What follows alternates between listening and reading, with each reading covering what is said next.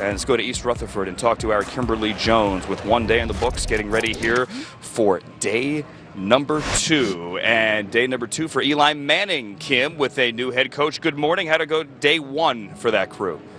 Well, good morning. And day 1 was inside, as you noted, and I do think that affected things a bit. It was also a short practice, not much over an hour and 15 minutes or so. I would expect a longer session today, and as you can probably tell, we have sunshine and we have a field set up behind us, fields, plural, set up behind us for the Giants practice that'll begin now. I guess in about 20 minutes they'll take the field and start stretching. Fans are invited today. There's a long line in the parking lot, so we anticipate the stands behind me at some point having fans in them as well. Be interesting to see how they respond to Victor Cruz. We mentioned yesterday he was a full participant in practice.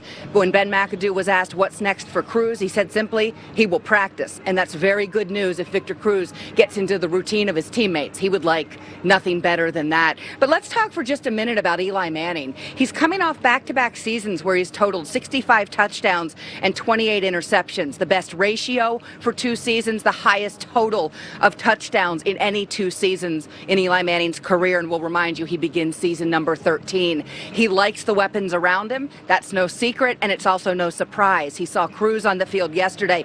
Obviously, he sees Odell Beckham Jr., and everyone around here likes what they've seen in the rookie Sterling Shepard. As for Beckham, Andrew, he is a guy who obviously has had a record-setting first 2 years in this league, but for all of his accolades and the fact that he has brought the one-hand catch into our football consciousness, he's won a total of 12 games. The Giants and Odell would like very much for that to change, and this training camp, they believe, will set the tone for that to change.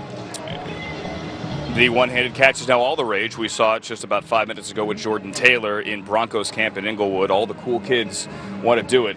The Giants would like to stop it as well. They just stop anything defensively. Yeah. Kim, they were historically bad last year. I mean, that's not an exaggeration. Yes. The numbers were just awful. Not only in team standards, but league standards. They went out and backed up the Brinks truck. The Maras, the Tisches, Jerry Reese, they spent a lot of money. Steve Spagnuolo is back as DC. How quickly can this defense, though, really get better? Well, it can get better in a hurry. You're last. I mean, could they be 31st? They'd be better. I mean, if you look at it that way, Andrew. We keep reminding them that they were the worst in the league, and I was interested in this. Olivier Vernon was at the podium yesterday, and someone mentioned the world. It might have been the world's worst defense, and he just shook his head. He wasn't here, and he said he knows that's not what this organization stands for. So certainly he's being paid to help change that.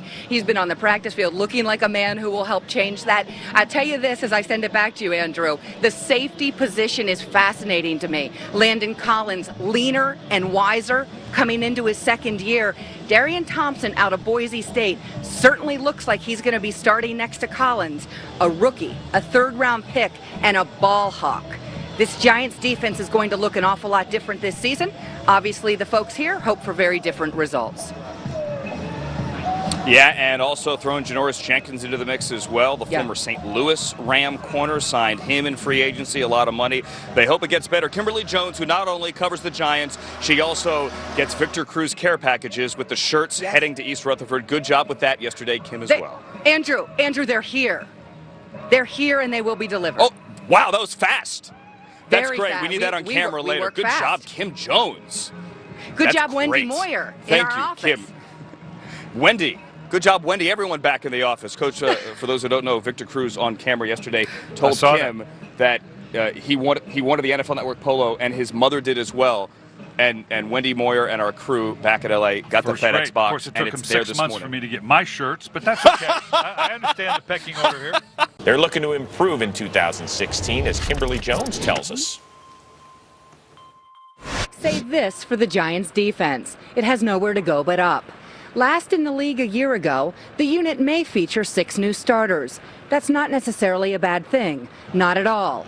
But head coach Ben McAdoo knows his defense has to work to come together. You know, they'll be the first to tell you, just because we went out, we signed a bunch of guys, and we're going to have to go through some pain together. We're going to have to go through some pain, and we're going to have to learn. To get the type of chemistry we're looking for, it's going to take some time. We'll have to go through some pain, some bumps and bruises together, and come out on the other side. But, you know, any offense, defense, or special teams, or any team in this league that's worth anything has to go through those things together. In 7-on-7 drills Saturday, linebacker Devon Kennard made a nice diving play to intercept Eli Manning. Asked the last time he was happy to see an interception in practice, former offensive coordinator McAdoo said, never. Couple updates. Victor Cruz practiced fully and came through it just fine. The Giants aren't in pads until Tuesday. McAdoo and his players are looking forward to that. All right, Kim, you ever wonder what Eli was doing those first 8 games while Kurt Warner was under center in 2004? He was learning how to perfect this drill.